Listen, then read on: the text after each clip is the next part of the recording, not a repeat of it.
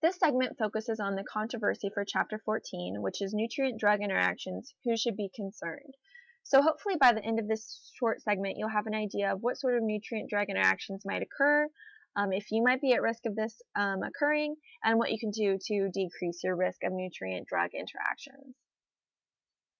Both prescription and over-the-counter medications can have unintended consequences, and this picture from your book does a really nice job showing what some of these unintended consequences may be. So foods and or nutrients can enhance, delay, or prevent drug absorption. So this might depend on whether the medication says take with food or take without food. Does food enhance the absorption, or if you take it with food, does that decrease the absorption? So that plays a role. On the other side of the spectrum, drugs can enhance, delay, or prevent nutrient absorption. Nutrients can also alter the distribution of a drug or interfere with its metabolism, transport, and elimination. So that could cause drugs to actually build up in the body, and that could have some negative consequences. Or it might cause an increase in their metabolism, which you may not then get the effect that was intended. Drugs can also modify taste, appetite, and food intake. Herbs may also modify drug effects, which is usually not a good thing. And then both drugs and nutrients can alter the production of enzymes, transporter proteins, or receptors, and all of this can alter cellular metabolism. So again, just review this picture from your book, and your book has a lot more information about going into depth about these unintended consequences.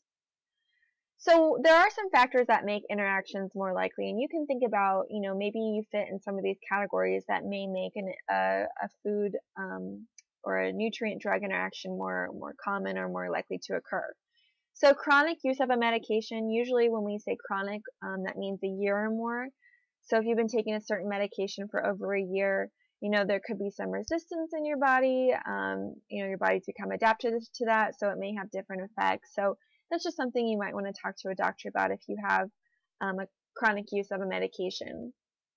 Individuals that use multiple medications every day, so basically individuals that take more than 10 medications at once, this can have some negative unintended consequences because most likely they're going to compete with each other. Daily alcohol consumption can influence or can cause an interaction. Poor nourishment in general, again, and are you supposed to take the medication with or without food? Does a deficiency in something else play a role?